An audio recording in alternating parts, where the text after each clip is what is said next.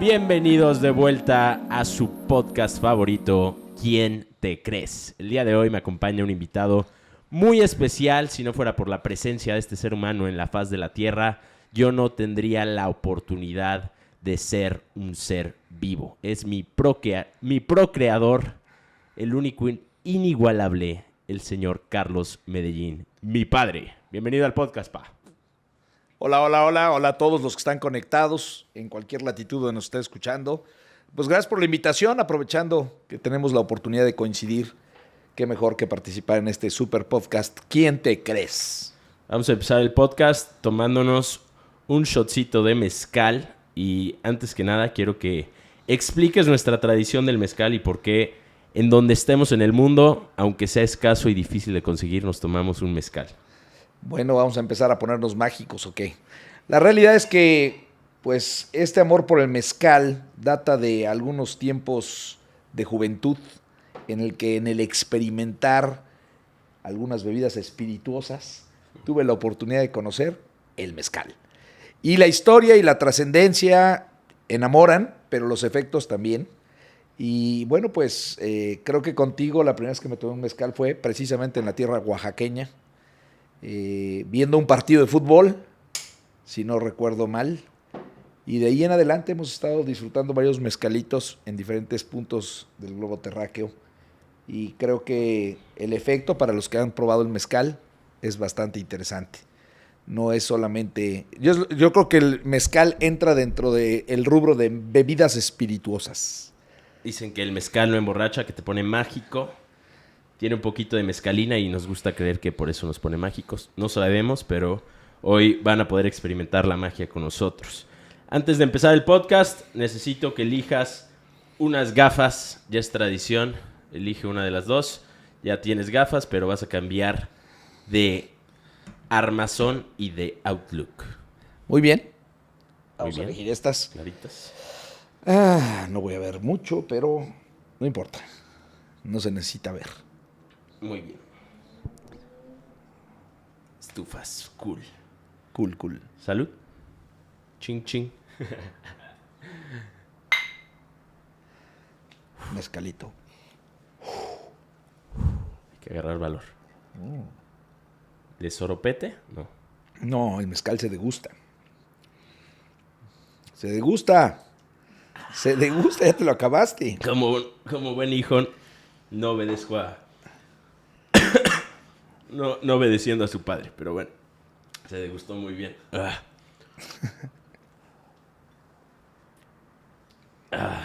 Es para entonar la voz, ¿no? Esta unión es gol. Es bueno. Bueno. Clásico. Unión. Patrocinen a su joven muchacho. Ya se los he pedido por inbox, pero me dejan en visto. Embajador por todas las latitudes. Embajador internacional del Mezcal Unión. Muy bien, vamos a empezar platicando un poquito acerca de una de las cualidades y características principales que creo que cuando pasas tiempo contigo te das cuenta que tú no conoces extraños. No importa dónde estés en el mundo. Lina dice que tú tienes la necesidad de hacer amigos. ¿De dónde crees que viene esa necesidad de hacer amigos? Y cómo desarrollaste la capacidad de hacerlos. Porque una cosa es tener la necesidad de socializar y hacer amigos, pero ser muy malo haciéndolos. Y otra cosa es, tienes la capacidad de hacerlos donde estés. No conoces extraños. Llegas a cualquier lugar, a cualquier restaurante, a cualquier país y automáticamente los enamoras y encantas y es un clic especial. Es un clic como el mezcal. Mágico. Bueno, no sabría yo decirte si realmente es exactamente así como lo describes, pero nunca he tenido dificultad para contactar, relacionarme y conocer gente nueva. Eso es una realidad. Desde que era niño, mis primos me ponían como apodo Mister Amigo, porque solía ser amigos en todos lados, platicaba con todo el mundo. Mi mamá tenía por ahí, le llamaba mucho la atención y mucha curiosidad de que cuando yo era pequeño y me mandaba a hacer las compras, quizá para lo que faltaba en la comida, me tardaba muchísimo porque me pasaba platicando con la persona que vendía las verduras y conociendo al señor o a la señora que cortaba el pollo y me enseñaba a destazar pollos y ahí acababa jugando con ellos, o en la panadería, y siempre me quedaba platicando con la gente. Conocer a la gente se me ha hecho siempre absolutamente interesante, y conocer el mundo a través de la gente. Muy probablemente después descubrí que esa habilidad podría servirme inclusive en la vida, y descubrí que pues las relaciones y los amigos son más importantes que el dinero porque abre puertas mayores. También descubrí pues en lo que nosotros nos dedicamos, que evidentemente tiene que ver con la gente, que el conectar con la gente es muy importante para poder lograr cosas grandes. Pero muy probablemente, ya entrando más profundo en tu pregunta, cuando era pequeño me quedé huérfano de padre y no tuve la oportunidad de relacionarme con él, y me ocurrió algo que no le ocurre a la mayoría de los chicos o de los muchachos, y es que me quedé huérfano de padre a los 6 años de edad, pero mi mamá tomó la decisión de casarse en segundas nupcias muy rápido. Entonces para mí fue un poquito un reto el tener otra figura paterna, ¿verdad?, en la casa. Y pues a los 6 años no entiendes mucho de mucho, pero me di cuenta de que me convenía, obviamente, estar de acuerdo con él. Así que ahí aprendí a agradar, la facilidad de agradar, nunca discutía con él. Si él decía esto es rojo, pues yo decía rojo intenso aunque fuera verde. ¿Por qué? Pues de nada te sirve discutir con alguien que tiene la autoridad. Entonces simplemente la autoridad y la forma de querer agradar me ayudó mucho. Entonces me he dado cuenta de que yo puedo hacer que la gente se sienta bien a mi lado cuando les hablo de lo bien o de los aciertos que tienen. Años después descubrí en libros como Cómo ganar amigos e influir entre las personas que si tú haces un complemento a alguien, tú felicitas a alguien sinceramente, siempre se va a sentir bien contigo. Entonces de ahí viene esa habilidad o cualidad de poder conectar y conocer gente. Y a veces hay personas reto, hay personas reto. Practico mucho ahora en Madrid con los taxistas, con los choferes de Uber. Y la mayoría cae ante los encantos, pero tú eres testigo de uno que otro que a pesar de ha costado trabajo, ¿verdad? ¿Es un juego que intentas jugar o es la forma en la que intentas vivir con paz y tranquilidad? Porque a mí me toca subirme a algunos taxis en Madrid y es como, esto es guerra. Y tú automáticamente te subes y también a lo mejor piensas esto es guerra, pero la guerra la gano enamorándote más allá de ganarla con la misma actitud y energía con la que la persona está. Creo que en el subconsciente viene siendo un juego que juego dentro de mi mundo interno para poder decir, le voy a poder sacar la plática y le voy a poder hacer sentir que es la persona más importante del universo y que lo que dice tiene razón. Y funciona. El otro día íbamos tu madre y yo de regreso a la oficina de Madrid al departamento y pude platicar a tal nivel con el chofer que dio 2 vueltas a propósito para seguir conversando y seguir platicando. Entonces perdió a propósito para seguir conversando y platicando porque estaba muy interesado él en la plática y el tema más importante pues era el que él tenía, que para él era importante, no el mío, ¿no? Entonces creo que esa es la clave. Muy bien. Quedaste huérfano de padre a los 6 años. Fue una historia extraña, una historia trágica, pero creo que es preferible una muerte trágica como esas que una muerte normal. Pero ¿cómo te enteraste o cómo fue eso para un niño de 6 años? Bueno, la verdad es que fue muy sencillo. Fue sencillo decirlo ahora, pero cuando eres niño todo es sencillo. Dicen que los niños no tenemos, o cuando somos niños no tenemos temporalidad, cuando somos niños o pequeños. Por eso los bebés se ríen cuando jugamos este juego de que nos escondemos y acá estoy, porque el niño se sorprende cada vez que te escondes porque no sabe cuánto tiempo te fuiste. Entonces, para ellos no hay temporalidad, ni espacio, ni distancia. Yo básicamente recuerdo en ese entonces estaba jugando con mis primos en la casa de sus abuelos. Un domingo ellos tenían la costumbre de ir a comer a casa de sus abuelos todos los domingos, a veces me invitaban y nos gustaba ir porque había mucho campo. Entonces estábamos jugando y jugando y jugando, el juego no terminaba. Se hizo de noche, recuerdo que en ese momento por alguna razón que no nos explicaron, dijeron van a ir a dormir a casa de una tía, la tía Chumi. Y nos fuimos a casa de esa tía de mis primos y estuvimos ahí durmiendo un par de días inclusive, No recuerdo exactamente la temporalidad, pero yo estaba feliz, contento, jugando con mis primos, con mi hermana. Y de pronto ya pues llega un auto con mi mamá, mi madre y mi tía. Y ellas venían en una modalidad extraña para nosotros. Venían con pañoleta en la cabeza, la nariz roja, los ojos hinchados de tanto llorar. Y recuerdo que llegaron y nos llamaron y entramos a la casa. Estábamos jugando en el patio, en la calle. Y mi tía se metió a una habitación con mis primos, con Félix, Arturo y Ania, y mi madre en otra habitación con mi hermana Mónica y conmigo. Y yo empecé a escuchar que mis primos empezaron a llorar. Pensé que se habían portado mal, les estaban dando sus nalgadas, su regañada. Pero al tiempo mi mamá empezó a explicarnos y lo hizo de una forma, como Dios le dio a entender. Dijo, mira, ella tenía una costumbre siempre de, antes de que durmiéramos, nos acostaba, pero hacíamos una oración antes de dormir.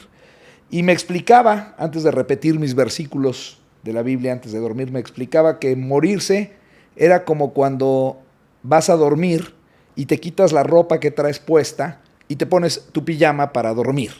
Y era un cambio, ¿verdad?, en cuanto a la ropa, pero seguía siendo tú. Entonces, de alguna forma un poco curiosa, me explicó que como que mi papá se había puesto la pijama. La pijama se puso de la madera. pijama, precisamente la de madera, ¿verdad? Y lo que sí recuerdo es que cuando ella dijo que mi papá había muerto, había fallecido, que era ese el símil, se había ido al cielo con Dios, yo no lloré, no sentí tristeza, no sentía, bueno, no sabía describir lo que sentía. Recuerdo que preguntaba, ¿y cómo? ¿Cómo fue? ¿Cómo fue? O sea, mi pregunta era, ¿cómo? ¿Cómo fue? Y ahí ella me explicó que era alpinista y había caído del volcán Popocatépetl y entonces que había habido un accidente. Y ya, básicamente así fue como recibí la noticia. Creo que mi hermana menor lo entendía menos. Y en el momento no lo entiendes ni lo procesas, pero cuando vas creciendo te vas dando cuenta y vas comparando, procesando. ¿Te pasó o seguiste viviendo a...? Lo que ocurrió fue que por alguna razón mi madre decidió no llevarnos al sepelio ni al entierro. Y la familia, que mi papá era del norte del país, de la República Mexicana, de Monterrey, Nuevo León. Entonces, al correr la noticia, pues vinieron al sepelio, al entierro.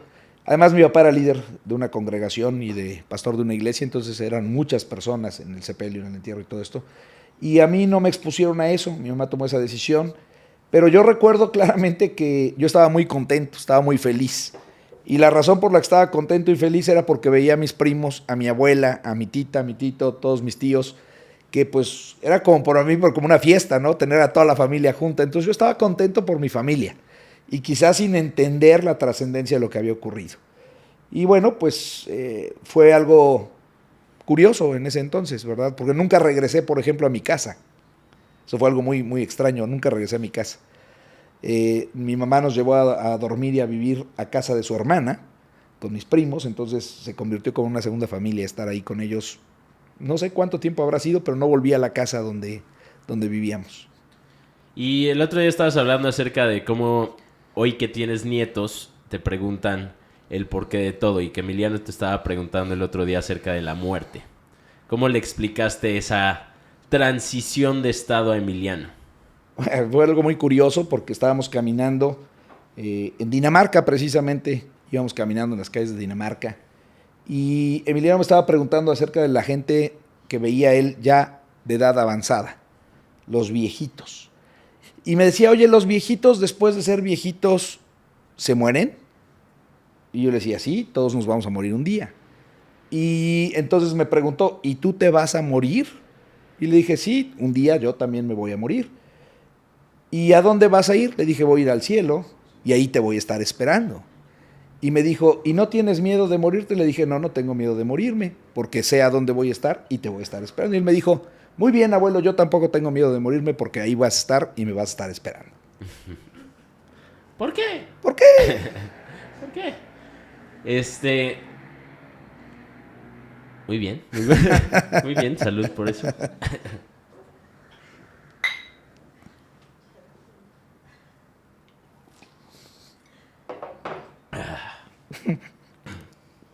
¿Qué pasó? Nada, me dejaste sí. Pensativo. Algún día le preguntaron a mi papá precisamente si él creía, teológicamente hablando, porque no hay una explicación realmente. Creo que lo más morboso acerca de qué hay después de morir es que nadie tiene la certeza exacta o las pruebas exactas, salvo las historias que hay por ahí de alguien que murió y regresó de la muerte y entonces explica su experiencia. Yo bromeando a veces digo que cuando mi suegra está en el hospital y ve un túnel lejano con una luz al fondo, le digo, siga la luz, no vuelva, ¿verdad?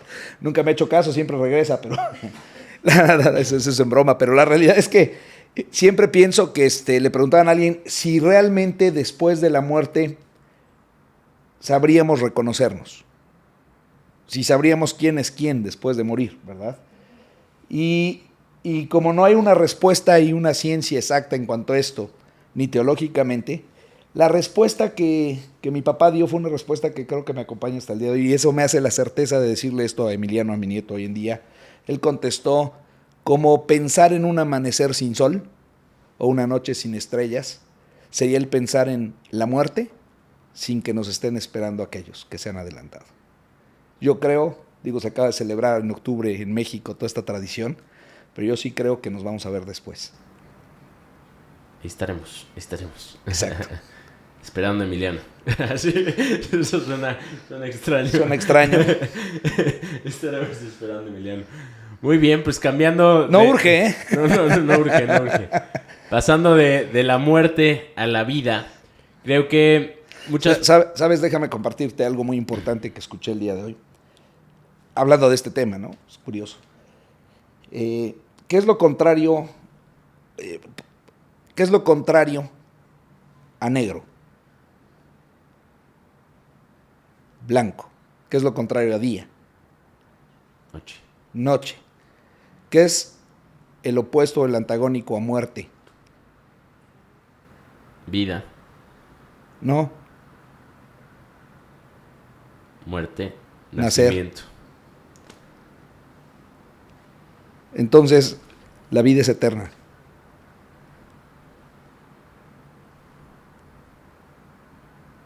Naces. Mueres. Pero sigues existiendo, es vida. Uh-huh. Por eso la vida es eterna. A veces pensamos, ¿no? Nacer, morir, nacer. No, es muerte, nacimiento. Pero la vida es eterna. Pasando de muerte a nacimiento, no de muerte a vida. Creo que algo que me preguntan muchas personas cuando me conocen y luego te conocen a ti y conocen mi proceso y luego entienden el por qué mi proceso es como es. El otro día estábamos en Madrid y me acuerdo que estabas hablando con la mamá de alguien del equipo y le estabas explicando el negocio y le dijiste, mi hijo es diamante en el negocio y creo que no tiene o no obtiene el crédito que merece porque todo el mundo dice, es diamante porque sus papás son Carlos y Aide. Y te dije, no, de hecho están en lo correcto. Soy diamante porque mis papás son Carlos y Aide. Sí, decido abrazar mi historia y decido que mi historia sea la razón por la que hoy en día estoy donde estoy y es la realidad. No significa que porque tus papás no son Carlos y Aide, tú no vas a ser diamante. Es abrazar tu historia, utilizarla a tu favor. Pero muchas personas me dicen, ¿y qué consejos te da tu papá o qué te dice tu papá para influenciarte en el negocio? Y la realidad es que creo que como consejos en el negocio o como una llamada de seguimiento no ocurre. Creo que los consejos que me has dado son consejos con ejemplo y me has enseñado, más allá de enseñarme con palabras, me has enseñado con la forma en la que vives la vida y viven la vida todos los días. Entonces, en ese aspecto yo te tengo a ti de ejemplo, pero tú no tenías el mismo ejemplo que tengo yo. Obviamente mis abuelos fueron tu ejemplo, pero no se dedicaron al mismo negocio y no dieron los pasos del tamaño o de la misma forma en la que los diste tú. Entonces, ¿tú cómo empezaste a dar los pasos y de dónde sacaste esa sabiduría para poder vivir la vida de esa forma? Bueno, hay una frase muy trillada, pero muy cierta que dice, muéstrame quién es tu mentor y te puedo decir y predecir cuál es tu futuro. Y el ser humano tiene varias facetas. Como seres humanos tenemos varios roles. Por ejemplo, somos hijos, pero somos padres. y luego somos empresarios, pero a veces hay una época en la que eres empleado, y luego depende del área, tienes un deporte que te gusta y lo practicas, o tienes un área profesional, o un crecimiento espiritual. Yo aprendí a tener mentores a lo largo de mi vida en diferentes áreas y tratar de buscar al mejor mentor en el área de la que quería desarrollarme. Por ejemplo, si voy a hablar de negocios, créeme que no le preguntaría a tu abuelo. Y me refiero a mi segundo papá. ¿Por qué? Porque no es muy bueno haciendo negocios. Pero si yo hablo de cuestiones espirituales, seguramente le preguntaría a él. No conozco a alguien tan sabio a nivel espiritual. Y no es que simplemente no le gustan los negocios y no le salen cuando los hace. Entonces él se dedicó a otra cosa, la docencia, la enseñanza. Entonces, hay aspectos, por ejemplo, de la vida práctica en la que podría acercarme como mentor y ha sido mi mentor en etapas de mi vida. Tu abuelo Jorge, por ejemplo, el papá de mi esposa, mi suegro. Un hombre sabio y sabio desde otra óptica, ¿verdad? Y he tenido muchos de esos mentores a lo largo de mi vida. En el negocio, por ejemplo, hay mentores de negocio que me sirven en el sentido de que me ayudan y me guían en el negocio, pero no en los aspectos de la vida diaria. Entonces son diferentes áreas. Que pude, bueno, en este caso es como si hubiera tenido varios papás en diferentes áreas. Mi padre espiritual, mi padre en los negocios, ¿verdad? Mi padre en la vida, diferentes áreas. ¿Y tú los adoptas a ellos o ellos te adoptan a ti o es un acuerdo mutuo? Creo que a lo largo de la vida ha habido un poquito de las dos. Un poquito de los dos. Dice un dicho que cuando el alumno está listo aparece el maestro. Y he tenido mentores, por ejemplo, en los Estados Unidos tenía uno de mis mentores, el señor Jorge Álvarez, un gran amigo, que yo siento que él me eligió a mí como voy a mentorear a Carlos en estas áreas, un gran empresario, un gran ser humano, un gran señor. Y bueno, pues ahí no fue como que yo lo escogí a él realmente me extendió, ¿verdad? Esa parte de coach, de protección, de ayuda en un país que no conocíamos, en fin. Y en otros aspectos yo los he elegido. ¿Cómo? Preguntándole en el área en la que quieres encontrar respuesta. Creo que hay algo en ti muy específico y es que no sé cómo le haces todavía, estoy intentando llegar a hacer lo que tú haces, pero algo que a mí me costaba mucho al principio era el pensar en cómo voy a dar. Hay tantas personas que quieren mi ayuda o que quieren algo de mí en cuanto a algo y yo no sé cómo darles eso que quieren o necesitan. Y me acuerdo que un día te dije, es que estas personas creen que su éxito depende de mí y me pesa. Y me dijiste, tú no eres Jesús. Tú no puedes ponerte ese peso encima. Y me pesó mucho, pero después de esa perspectiva y ese consejo dije, sí, es cierto, yo voy a dar lo que pueda de mí y ellos tienen que hacer lo que tienen que hacer. Pero tú tienes algo muy peculiar y es que tú le das a todo el que te pida ayuda en cuanto a consejos, en cuanto a estar ahí, en cuanto a el valor del conocimiento que tienes, lo das. Y inclusive en los Power Talks o en eventos grandes das tu WhatsApp. Y yo te escucho dar tu WhatsApp y digo, no lo hagas, ¿qué estás haciendo? Y le das tu WhatsApp a 1000 personas y de esas 1000 te escriben algunos y les contestas. Y eso es lo que a mí más me asombra. ¿Cómo lo haces? ¿Cómo no te pesa? ¿Cómo haces lo que haces por hacerlo? Creo que es parte de algo que me enseñó uno de mis mentores. El señor Jorge Vergara le daba su teléfono celular cuando no había teléfonos celulares a toda la gente, a todos en los eventos y demás.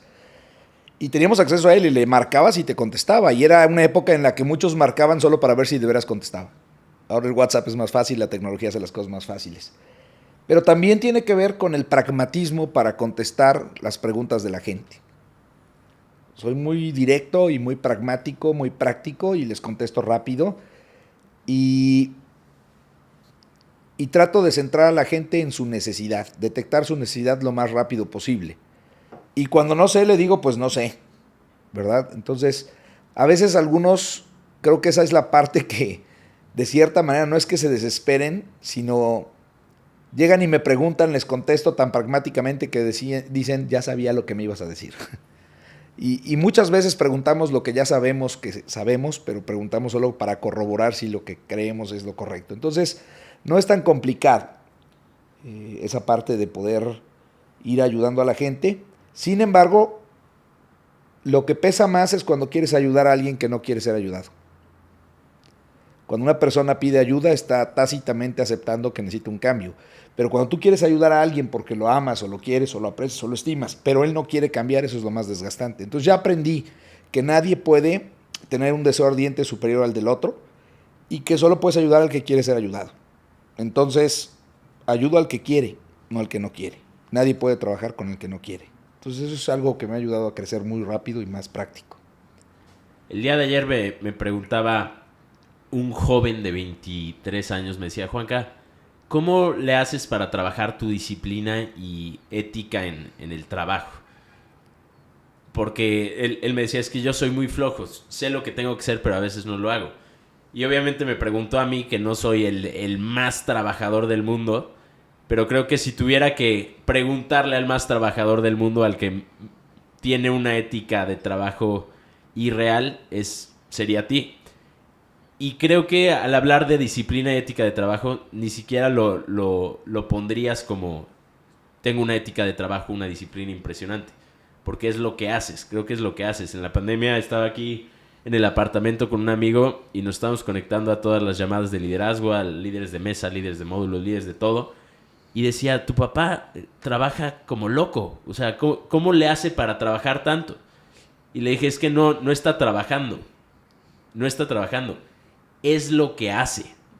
Ha llegado a un punto en el que es lo que hace y hace lo que hace porque es lo que le da vida. Entonces, ¿cómo llegaste a ese punto? ¿En algún momento fue enfocarte en desarrollar disciplina y ética de trabajo o desde el principio dijiste, de aquí soy, esto es lo que voy a hacer? La realidad es que es muy curioso porque algunas veces las preguntas o la gente pregunta cosas que te hacen pensar a ti, o sea, pensar, volcar la mirada hacia dentro de ti para encontrar las respuestas. Otras brotan muy rápido. Pero las preguntas con una respuesta más disruptiva que tengo es cuando la gente me pregunta qué es lo que más trabajo te ha costado en este negocio, o en nuestro negocio, en nuestra industria. Y les respondo, lo que más trabajo me ha costado es que entender cómo es que algo tan fácil le cueste tanto trabajo a la gente. Para mí realmente no trabajo porque disfruto lo que hago, y como disfruto lo que hago, pues no es trabajo. Entonces, evidentemente, se vuelve una diversión, un juego. Y soy como aquellos, realmente soy de los afortunados en la vida que amamos en lo que trabajamos, y por eso lo hacemos con pasión, porque lo amamos. Yo haría esto aunque no me pagaran. Entonces ya no es trabajo, ya es una vocación, ya es trascendencia, ya es una pasión, es otra cosa. Y yo creo que ahí radica hacer la diferencia en lo que quiera que sea que hagas. Si tuvieras que poner o conceptualizar tus filosofías de vida, ¿cuáles serían? Bueno, eso es algo que a una edad muy temprana me pregunté a mí mismo, ¿cuál va a ser mi filosofía de vida, mis creencias fundamentales de vida? Y llegué a una conclusión, y la conclusión es, no llegué aquí por casualidad, no llegué aquí por accidente, tengo un propósito de vida, y mi propósito es servir a la gente, ayudar a la gente, a encontrar su propio propósito y a trascender, de tal forma que pueda cumplir el propósito de que me diseñó y me creó. Entonces llegué a la conclusión de que Dios me hizo, y yo amo a Dios sobre todas las cosas y a mi prójimo como a mí mismo, como me enseñó Jesús, y entonces es un llamado al servicio. A mi prójimo como a mí mismo. Creo que algo que analizo en tus relaciones normalmente, cuando escuchamos acerca de la ley de asociación y del cambio, y entonces buscamos asociarnos con personas mejores que yo constantemente para ser mejores, creo que en ese aspecto tú has sido muy sabio a la hora de elegir a las personas que van a ser tus mentores, pero te asocias con todos. Y algo que me llama mucho la atención de ti es que tienes una paciencia extrema y real en la que cuando yo veo una interacción que tú estás teniendo con alguien que a mí me desesperaría, tú le tienes una paciencia extrema.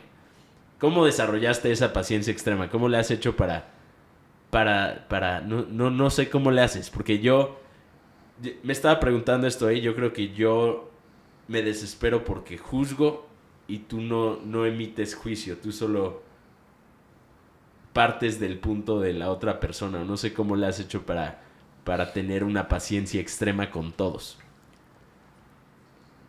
Bueno, creo que también tiene mucho que ver con cuando tú empiezas a relacionarte con las personas y entiendes cómo está cableado el ser humano. Y con el concepto de la paciencia, la ciencia de la paz.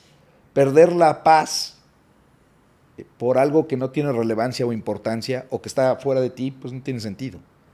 Desesperarme por algo que hace alguien que está una tercera persona no tiene sentido.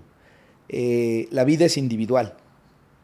Nosotros venimos a vivir solo nuestra vida y tomar nuestras decisiones.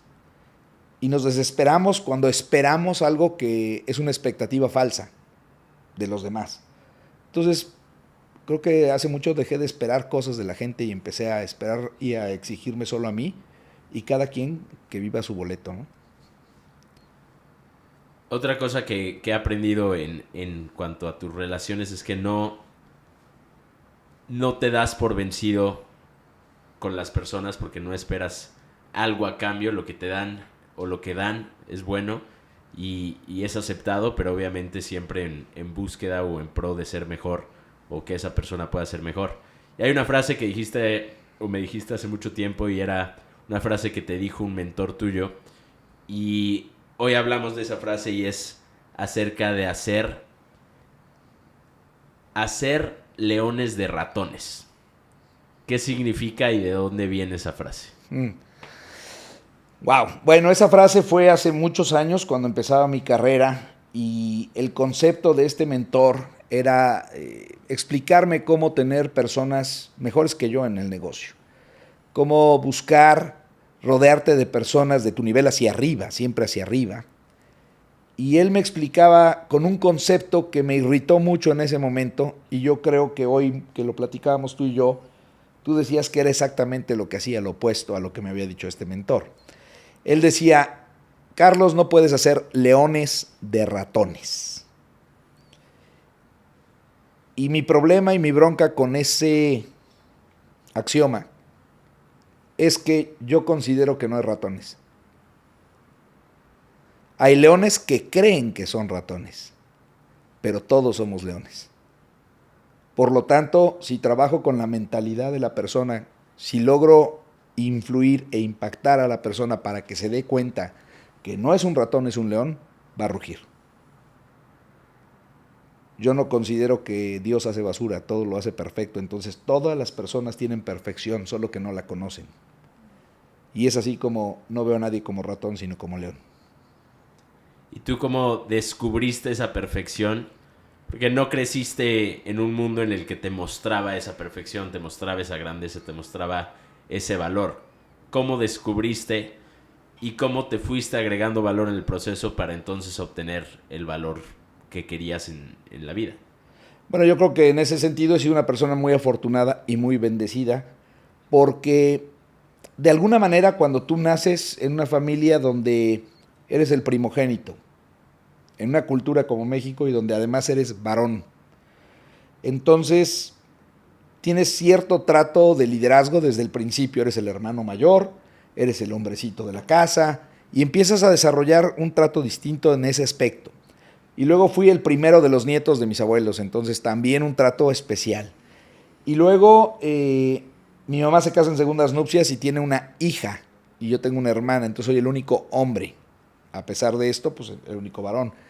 Y de alguna manera también el trato con mis abuelos, algunas frases que escuché, que dieron una formación que absorbes de pequeño y las captas. Por ejemplo, una frase que yo escuchaba mucho, o escuché y se me quedó muy grabada, era a mi abuela diciendo, es que hay gente que nace estrellada y hay gente que nace con estrella. Y tú naciste con estrella. Ah, bueno, me la creí. Yo nací con estrella, yo nací con estrella, yo nací con estrella. Uno de mis tíos, hermano de mi papá Pedro Pablo, Abraham, desde pequeño me decía, tú eres muy brillante, tú vas a llegar lejos, tú vas a ser presidente de la República o algo importante. Y cada vez que me veía me decía lo mismo. Cada vez que me veía me decía lo mismo. Y en alguna ocasión lo fuimos a visitar, vivía en otra ciudad, muy lejos de donde nosotros vivíamos en Puebla, ellos vivían en Mérida. Y llegando a los 7 años de edad, 8 años de edad, recuerdo que llegué a su casa, llegamos, lo visitamos, todo esto, y después hice algunos amigos nuevamente en el lugar, en el fraccionamiento donde él vivía, y resulta que estos nuevos amigos y amigas eran hijos de los hombres más ricos de la ciudad, dueños de hoteles y de empresarios, y entonces este tío le decía a mi papá, mira a tu hijo, dice, mira Carlos, dice, el agua siempre busca su nivel. Es curioso cómo llega y luego busca en dónde se conecta, con quién se conecta. Entonces es algo que de alguna manera el escuchar eso me llevaba a eso, a siempre estar, por ejemplo, en los 32 años que llevo de carrera profesional, siempre he trabajado con los dueños. Siempre trato de hablar con la autoridad, con la cabeza, con los líderes. Es una cosa que aprendí habitualmente. Hacer ratones de leones no existe. Simplemente existe el darle a entender al león que no es un ratón. Tú entendiste desde muy corta edad o a muy corta edad que eras un león. Y entonces caminaste y actuaste como tal y llegaste a rodearte de otras personas que creían que eran leones.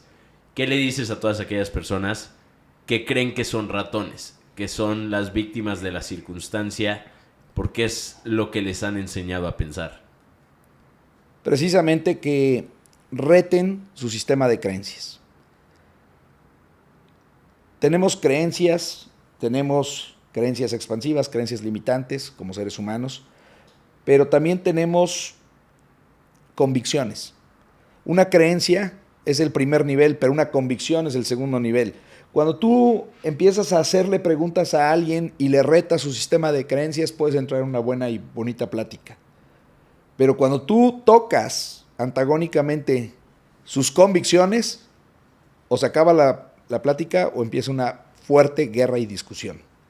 Entonces, cuando tú quieres ayudar a alguien a que cambie su sistema o sus convicciones, cree que es ratón pero es león, empiezas haciéndole preguntas que lo lleven a la conclusión solito de que las pruebas, muestras y señales indican que es un león o un ratón. Y entonces, cuando se autoconvencen, es lo más poderoso, porque no puedes convencer a alguien. Dice un dicho en inglés, a man convinced against his will, still thinking the same way still. Sigue pensando en la misma manera. Entonces, es que él llegue con las pistas que le vas poniendo a convencerse, no a que lo convenza, sino a convencerse de que es un león. Las preguntas que nos hacemos van a traer las respuestas correctas o incorrectas. ¿Cuáles serían las preguntas que lleven a la persona a concientizarse de su verdad? Bueno, hay preguntas elementales como ¿quién soy? ¿A dónde voy? ¿De dónde vengo? ¿Para qué estoy aquí? ¿Cómo lo voy a lograr? Preguntas esenciales que hay mucha gente que no se hace en la vida. ¿Quién eres? Es la pregunta y es el nombre del podcast, por eso le puse ¿quién te crees? Porque creo que algo que busqué preguntarme desde el inicio fue ¿quién quiero ser? Pero para poder llegar a ser tengo que saber quién soy. Y entonces me pregunté ¿quién soy? ¿Quién me creo? ¿Quién quiero ser? ¿Quién me tengo que creer? ¿Qué me tengo que creer? Y entonces le puse el nombre del podcast porque creo que son las preguntas más importantes que nos podemos hacer. Y se lo pregunto a todos los invitados. Entonces, ¿quién te crees? ¿Quién te crees? Bueno, esa es una pregunta que tiene una connotación muy profunda. Cuando históricamente y teológicamente y desde muchos ángulos, cuando Abraham le pregunta a Dios, Dios le dice, vete de tu tierra y de tu parentela a la tierra que yo te daré. Y Abraham pregunta, ¿y tú quién eres? Y Dios le contesta, yo soy el que soy. Y cuando Moisés recibe la señal de ir a liberar al pueblo de Egipto, y le pregunta a la zarza ardiendo, Dios a través de esa manifestación, ¿y quién le voy a decir al faraón que me manda? Dile que yo soy, te manda. Y cuando fueron a prender a Jesús, antes de crucificarlo, y llegó la guardia de soldados y preguntaron, ¿quién es Jesús? Judas besó a Jesús y Jesús respondió, yo soy. Y al hacer esa declaración, yo soy, la energía que salió de Jesús tumbó a todos los soldados en tierra. Creo que no hay una declaración más poderosa que pueda uno hacer que el yo soy. Yo soy todo lo que soy. Yo soy todo lo que pienso, lo que siento, lo que hago. Yo soy la existencia. Yo soy feliz, yo soy triste, yo soy enojado, yo soy pasional, yo soy melancólico, soy goloso, soy dicharachero, pero también a veces soy las diferentes facetas del ser. Y ese ser, como hablábamos de nacer y morir, ya era, es y seguirá siendo. Me lo he preguntado a mí mismo y me he puesto en el escenario en el que alguien me pregunta quién te crees y mi respuesta es yo soy todo y nada a la vez. Similar. Yo soy. Muy bien, creo que una respuesta, la respuesta más distinta que he escuchado en los últimos episodios de este podcast. Y bueno, creo que antes de preguntarte la siguiente pregunta, tenemos que tomarnos un traguito de mezcal. Bueno. Un traguito nada más.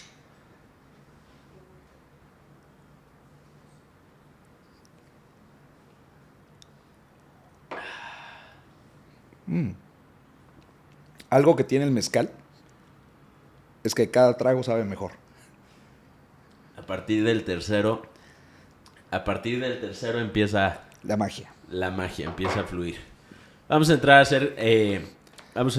en un tema que creo que todas las personas que nos conocen y forman parte de nuestro negocio quieren preguntar o quieren saber. Y son preguntas de desarrollo personal. Cuando tú empezaste en este negocio, empezaste siendo una versión, obviamente en tiempo, pero también en habilidad, en características totalmente diferente a la que eres hoy en día.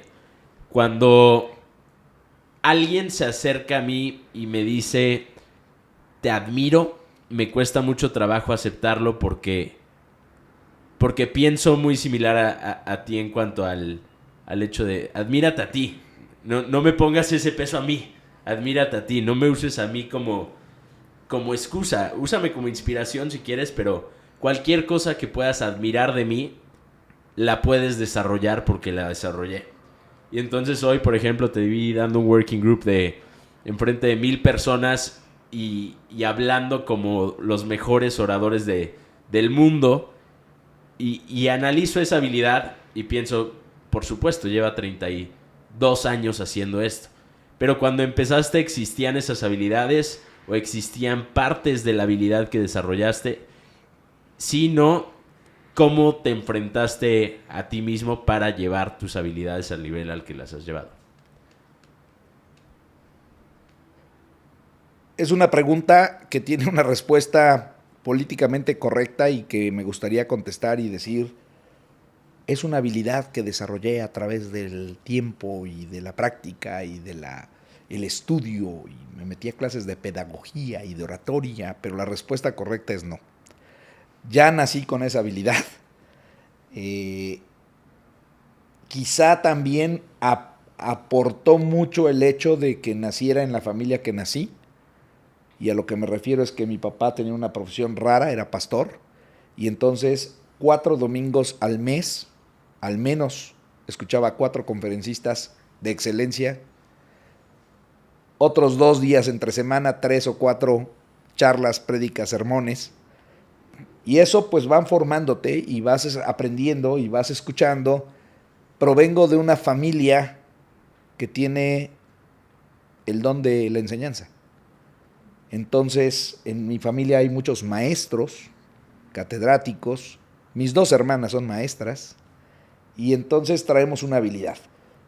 Pero encontré el lugar correcto, el nicho correcto. Yo recuerdo la primera vez que fui a una conferencia acerca de nuestro, o del negocio, la industria, como le quieran llamar, y lo primero que le dije a tu mamá fue, la próxima la puedo dar yo, porque yo puedo dar una junta y una conferencia mejor que la señora que está hablando. Y creo que fue una profecía, porque creo que desde ahí, la próxima la di yo y hasta el día de hoy sigo dando las conferencias. O sea, es algo que no solo no me da temor, es algo que disfruto hablar en público. Hay un proceso por el cual obviamente puedes desarrollar eso. Estoy seguro que la primera conferencia que diste no fue igual en habilidad, en tacto, en olfato, a como lo es hoy en día. Lo vas desarrollando también. Pero creo que hay muchas personas que empiezan en este negocio y aunque todos tenemos las mismas o la misma oportunidad, muchas personas no saben en qué enfocarse. Y entonces empiezan y se enfocan en lo incorrecto y trabajan en lo incorrecto y entonces logran el resultado incorrecto, el resultado que no estaban buscando. ¿Qué sería enfocarse en lo correcto en este negocio? Bueno, hay varias respuestas y varias aristas en cuanto a ese enfoque, porque la respuesta directa es enfocarte en la producción, lo que genera volumen, lo que genera bonos de volumen. Pero en el negocio hay diferentes áreas que generan bonos de volumen y que no están asociadas tan rápidamente con el hecho de hablar en público o dar presentaciones, que son más técnicas. Por ejemplo, mi compañera de vida, que es Aide, tu mamá, no le gusta hablar en público, pero es extraordinaria administrando y produciendo eventos y bueno, el área que a ella le gusta hacer y lo hace con excelencia. Y sin embargo, por ejemplo, tal vez hace unos 3 años tomó la decisión de ejercer más la parte del entrenamiento, la capacitación, y yo creo que es una de las mejores presentadoras que tenemos hoy en día y que escucho porque lo ha hecho durante 3 años. Por supuesto, ella preferiría 100% estar en la producción de eventos, en la producción de entrenamientos, en hacer cada vez mejor la parte administrativa, que es esencial. Lo que yo hago sin lo que ella hace no funciona y lo que ella hace sin lo que yo hago no funciona. Y esto me lleva a la respuesta que te quería compartir. Hay personas que tratan de ser buenos en algo que claramente no es su habilidad y entonces son medianamente malos o medianamente buenos. Y hay personas que nos dedicamos a lo que somos buenos y no nos ocupa ni nos preocupa en lo más mínimo ser buenos en lo que somos malos, porque sabemos que por mucho que nos esforcemos vamos a ser mediocres en esa área. Entonces, aún en nuestro negocio, pero en la vida, hay que detectar cuáles son tus habilidades y todos tenemos diferentes habilidades y hay que dedicarte a ser excelente en lo que tienes la habilidad para hacer y no a tratar de ser menos malo y perder mucho tiempo en lo que eres malo. Y si eres malo, acéptalo y deja que alguien que sea bueno en esa área lo haga. ¿Escucharon?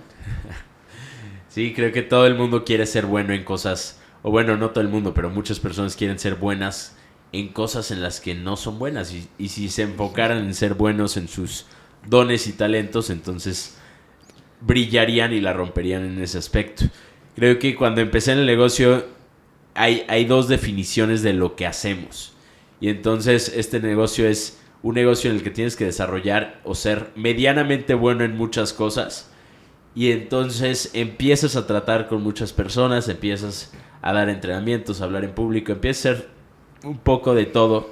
Y cuando alguien te pregunta y eres nuevo en el negocio, ¿a qué te dedicas? Le intentas dar una respuesta romántica para no herir tu propio ego. Y entonces hay una respuesta romántica de lo que hacemos y luego está la respuesta políticamente correcta.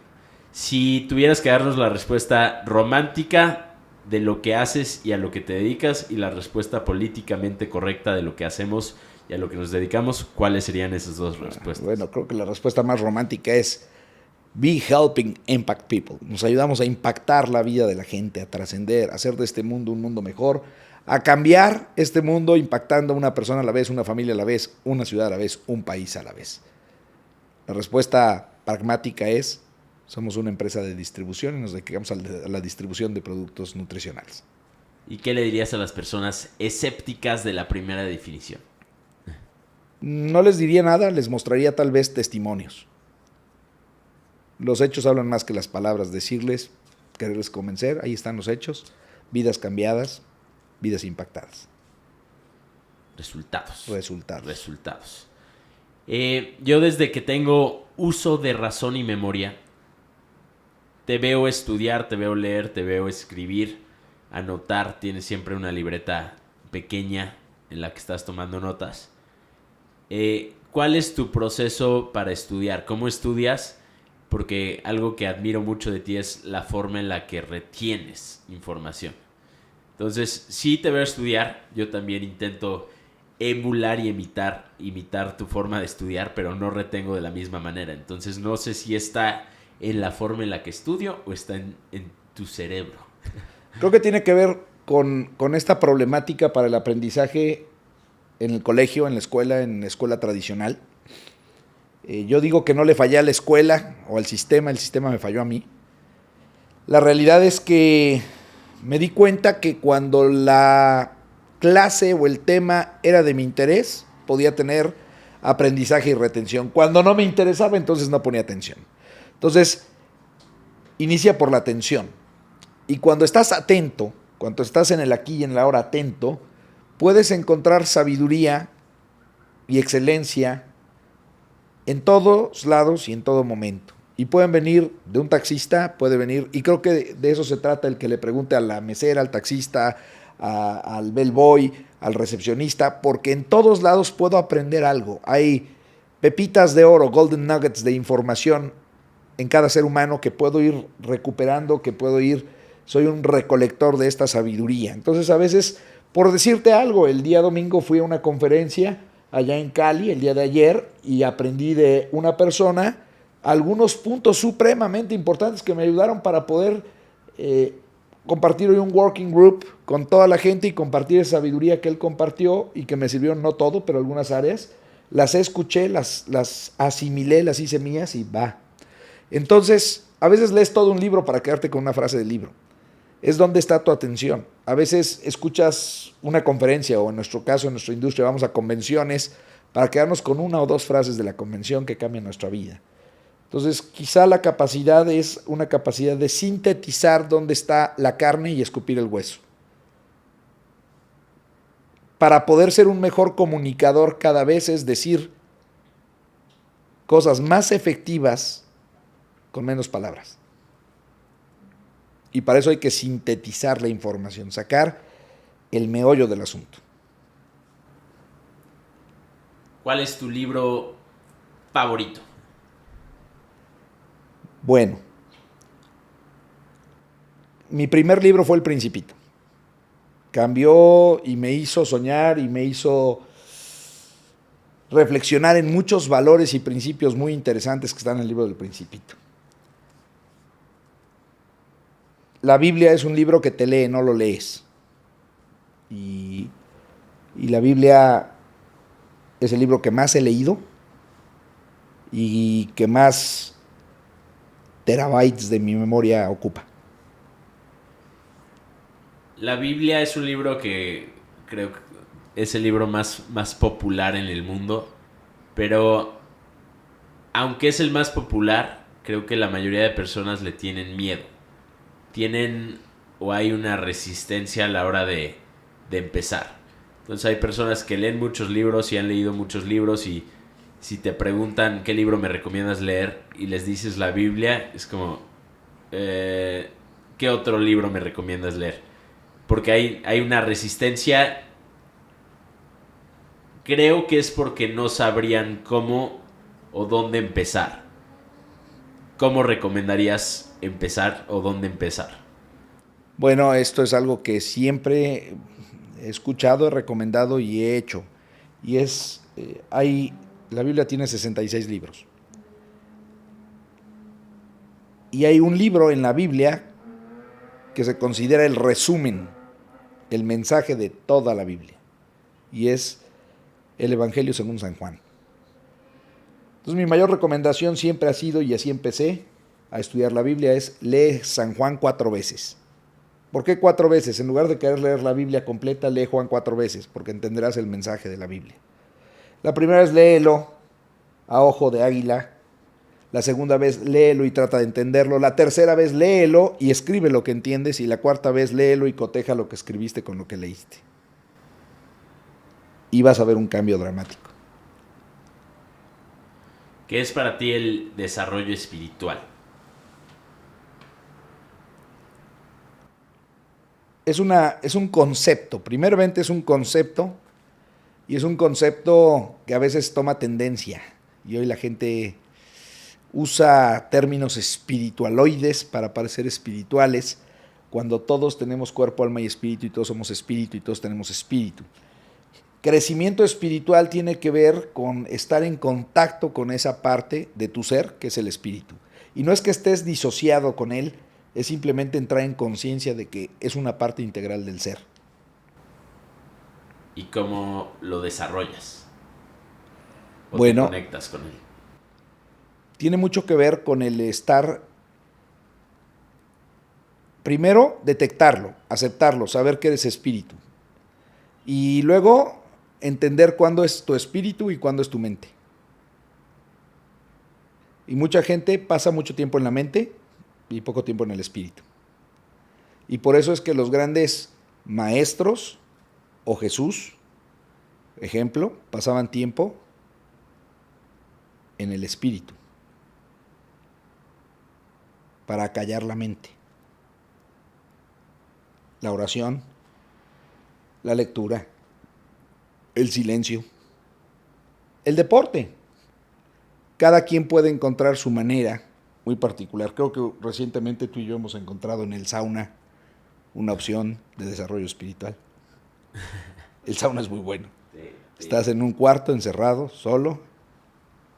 Con calor y tu cuerpo y te conecta. Te conecta. Muy bien, Pa. Pues creo que es la primera de muchas. Espero que sea la primera de muchas conversaciones como estas.